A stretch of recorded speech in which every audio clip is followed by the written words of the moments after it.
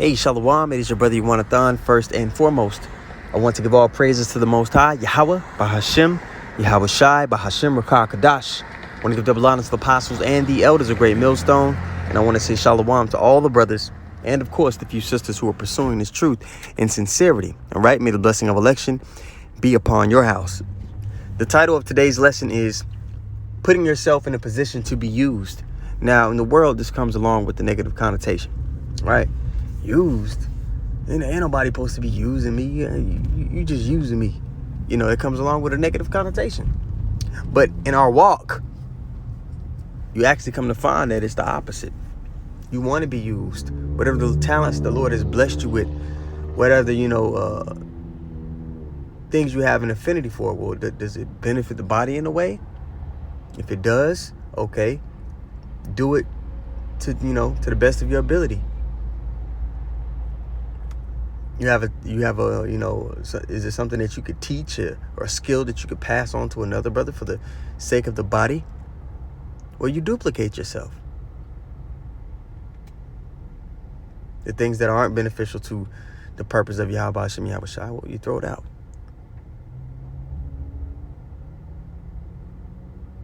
But the first step, of course, to becoming useful is to having that healthy fear for the Lord, because that gears your perspective, that gears, your actions.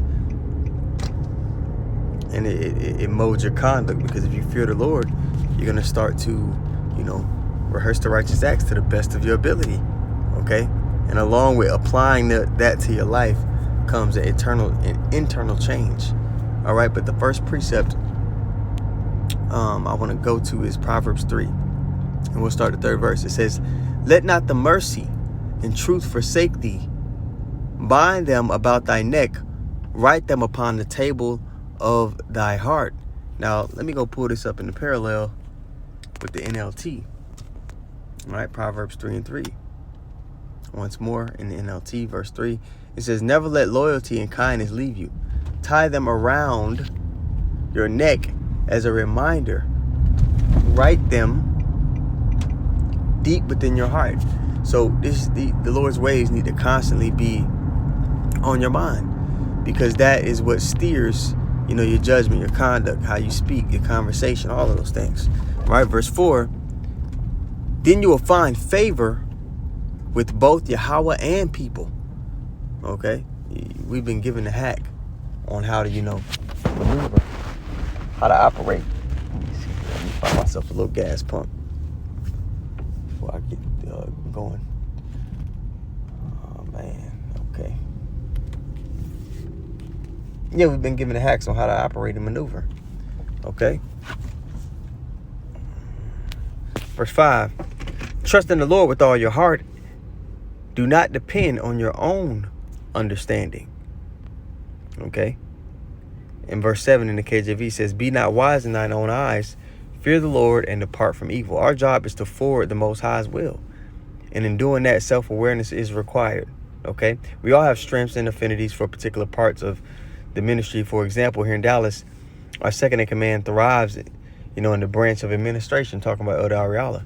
Everyone has particular skills or strengths that can be nurtured to help the body reach new heights. And him having that affinity for administration, you see how structured things are here. And me even coming in later, I know he had a big hand in that. Okay. So you got to recognize why you're here. What do you bring to the body so that things can be elevated? Okay, we were created to be used. In John 15:16, when it tells you that ye have not chosen me, but I have chosen you, but I ordain you to go forth and bring forth fruit, the Lord is setting men up to bring forth fruit, that their fruit should remain, and that whatsoever you should ask of the Father in my name, he may give it you. Now, there's an exchange in you being used. There's a reward for you being useful. And when you run out of usefulness, man, there's a reward for that too. All right? Like it talks about in Revelation 22, man. "Behold, I cometh quickly, and my reward is with me, to give every man according to as his work shall be." It means whether you were doing good or whether you were doing bad, man. Whether you were being useful or whether you weren't. You're going to be rewarded according to that. Let's go to Ephesians, the 1st chapter, and the 11th verse.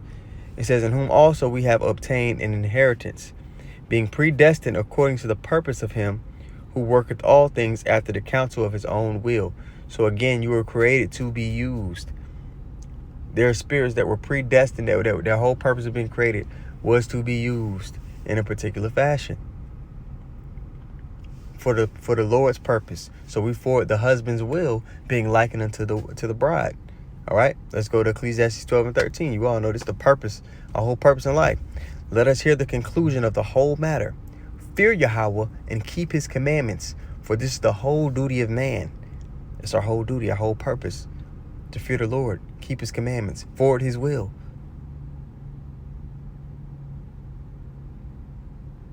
All right, back just to quadruple down on this statement. Let's go to Isaiah 14:27. It says, "For the Lord of hosts hath purposed, and who shall disannul? And his hand is stretched out, who shall turn it back?" Let's get that word disannul in Isaiah 14:27. Let's get that word disannul. Bear with me while I pull it up.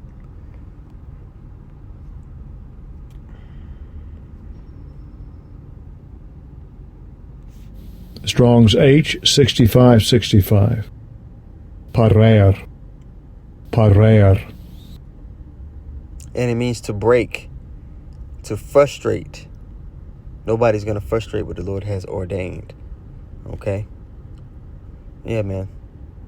To break up, violate, frustrate any ways, break asunder, cast off, cause to cease, utterly make void, disappoint, dissolve, to make of none effect, fail. And the Lord is not a power that he should fail, man. Okay? So there's this false narrative that there is unconditional love with the Most High. All love is conditional. The Lord has conditions now, being the wife of the Lord, right? I always use that analogy of us being the bride. We have to help forward his agenda, his will, and that's reciprocated through his protection, provision, and problem solving. We do our best to make, a wife does her best to make the husband's mission or vision easier, and in return, she reaps the benefits for it. All right. Again, that's that protection, provision, and problem solving. You know what I mean? Procreation. All right. Let's go to Matthew 19:29. It says, "And everyone that hath forsaken houses or brethren or sisters or father or wife, a mother or wife, or children or lands for my name's sake shall receive 100-fold and shall inherit everlasting life," immortality. All right. Romans 2:7. "To them who by patient continuance in well-doing, for glory and honor and immortality, eternal life." Okay, so you got to be patient in the well-doing. But whatever your skills are, all right, you know the parable of the talents, the men that had their different talents and they multiplied, how are you multiplying whatever your gifts are? And it's going to look different for every brother. How are you using that to uplift the ministry or to elevate the ministry? So when you're in this truth, man, when you get your footing, you realize a lot of the things that you may have learned or the Lord had you go through growing up, or experiences that you had and skills you may have gained from them or perspectives you may have had from those things. You'll realize, oh snap, this is something that can be used to uplift the ministry. For me, I've always had an affinity for, even as a child, for film, for understanding how a story plays out. So a lot of times, my outlook on how the Lord is doing things, it's clear. It's like, oh, this is a story. I'm in the story. Because in a story, what do you have? You have the protagonist, and usually in good stories, the protagonist grows through a great change. His perspective, sometimes the things that he values may change,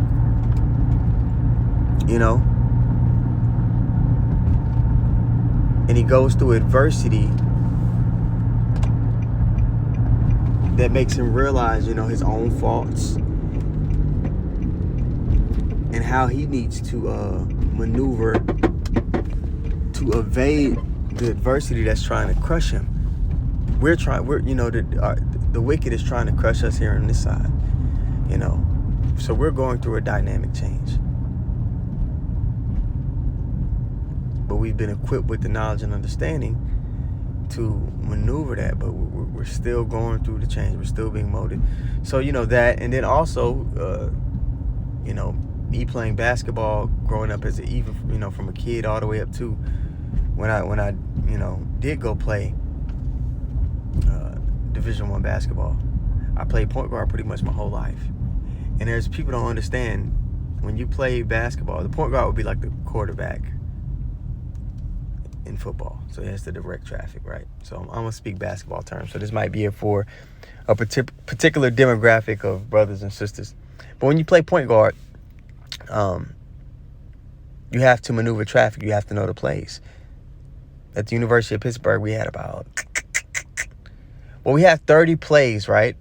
But there's variations of each of those 30, which is going to get you up to about 80 to 100 plays with all the variations. Okay?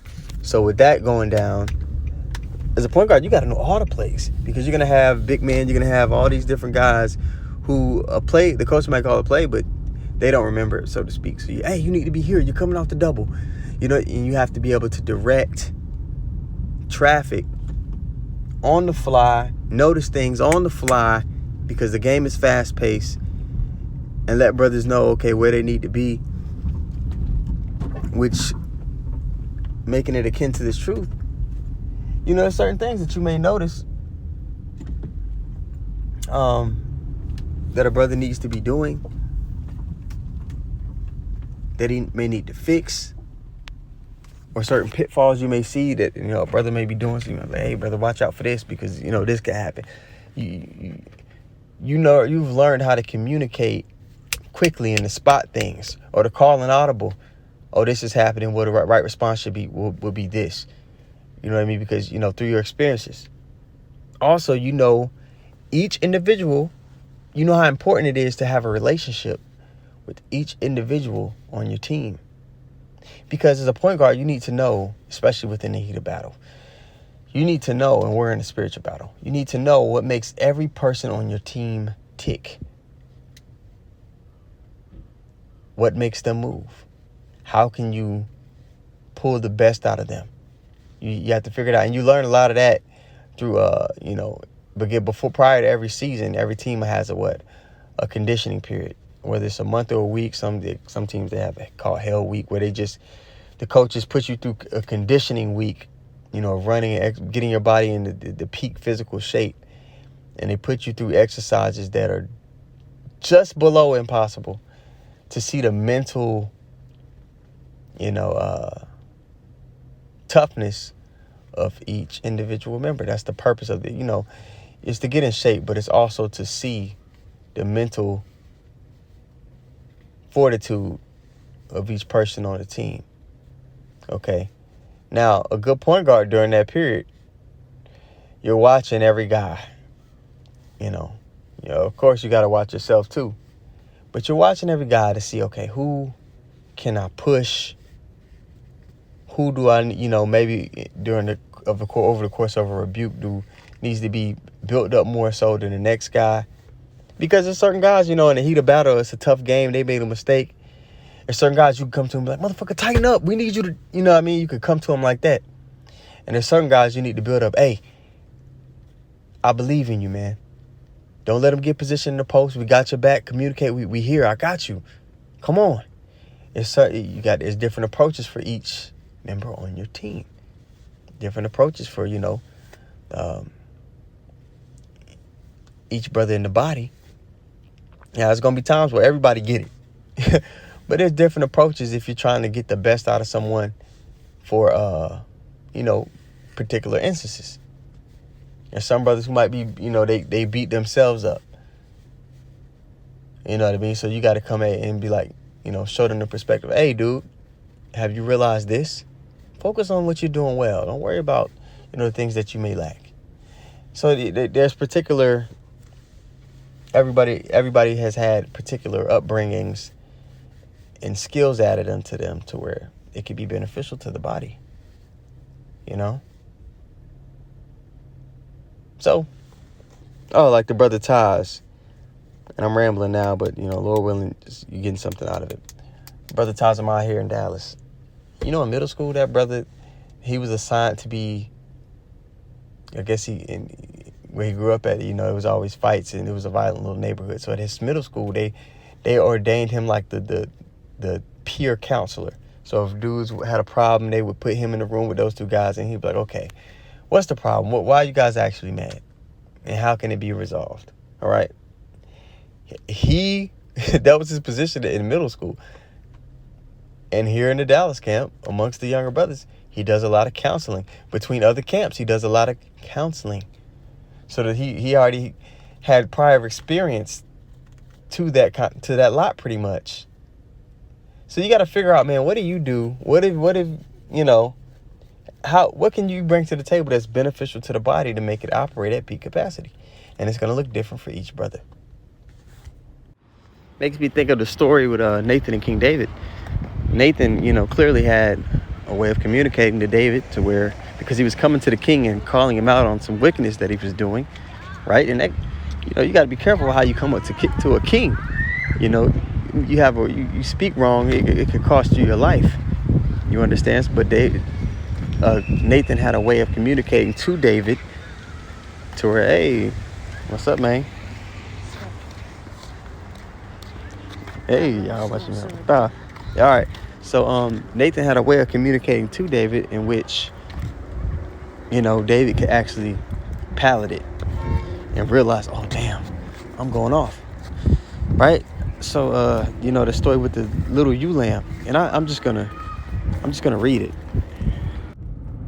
All right, so I'm just gonna read it, man, because I kind of skimmed over the story, but let's get the intricacies of the story. And Nathan was a dope storyteller. He was able to communicate to David because he's going to the king. If he's just to call out the king, "Oh, David, you did it," that could cost Nathan his life. But Nathan, apparently at some point in his life learned how to, and the Spirit was with him, of course, learned how to communicate to people to get them to see the error in their ways, which that's a talent that many of the men of the Lord have. They'll bring up examples in the world so that people can relate to what the scriptures are saying, so that they can see, oh, this is wicked. This thought process or way of doing things is wicked. It is contrary to righteousness. All right? But this is 2 Samuel 12, and we'll start here at the top, verse 1. It says, so the Lord sent Nathan the prophet to tell David the story. There were two men, and this is in the NLT. There were two men in a certain town. One was rich and one was poor. The rich man owned a great many sheep and cattle, plenty substance. All right? The poor man owned nothing but one little lamb he had bought. He raised that little lamb, and it grew up with his children. It ate from the man's own plate and drank from his cup. He cuddled it in his arms like a baby. So he cuddled it in his arms like a baby daughter. One day, a guest arrived at the home of the rich man. But instead of killing the animal from his own flock or herd, he took the poor man's lamb and killed it and prepared it for his guest. David was furious. So David heard the story. David was furious. As surely as the Lord lives, he vowed, any man who would do such a thing deserves to die. He must repay 4 lambs to the poor man for the one he stole and for having no pity. Then Nathan said to David, you are that man. The Lord God of Israel says, I anointed you king of Israel and saved you from the power of Saul. I gave you, I'm driving. I gave you your master's house and his wives. Now I'm gonna jump over to the KJV from verse 8. Goodness. And I gave thee thy master's house and thy master's wives into thy bosom, and gave thee the house of Israel and of Judah. And if that had been too little, I would have more have given unto thee such in such things? Wherefore hast thou despised the commandment of the Lord to do evil in his sight? Thou hast killed Uriah the Hittite, and he wasn't actually Hittite. Okay. You have Jakes that were, may have grew up in particular lands, and oh, that's Joe from DC. You talking about Joe from DC or Joe from LA? So Uriah the Hittite. Okay. With the sword, and has taken his wife to be thy wife, and has slain him with the sword of the children of Ammon. He sent him to the front lines of a battle with the Ammonites, so that he could kind of justify taking his wife. But the Lord knew what he did. People knew what he did. So that was a talent that Nathan was blessed with, to confront a brother on his wickedness. And King David was over Nathan. Now you may have a brother who may see something that a man over him in the camp is doing, and is has a relationship with him, and is able to tell him in a way, hey, Zaquan, you should I noticed this. You sure you should be doing that? It has a way, and he's articulate enough, or the Spirit deals with him enough, or they come from a way of life, because every brother in this truth comes from different walks of life, different paths before we came into the knowledge. Maybe they come from a similar background or something, to where the younger brother could say it to the man in a way that where he comprehends, and he's able to tell, what, I need to repent. So everybody's blessed with particular different talents in which they could benefit the body, so the body remains healthy, remains functioning at peak capacity. So I rambled on a little bit there, but Lord willing, you got what I was trying to articulate to you guys, and it was edifying. So once more, I want to give all praises to the Most High, Yahweh, Bahashem, Yahweh Shai, Bahashem, Rakah Kadash. I want to give double honors to the apostles and the elders of Great Millstone. And I want to say shalom to all the brothers, and of course the few sisters who are pursuing this truth in sincerity. All right? May the blessing of election be upon your house. Shalom.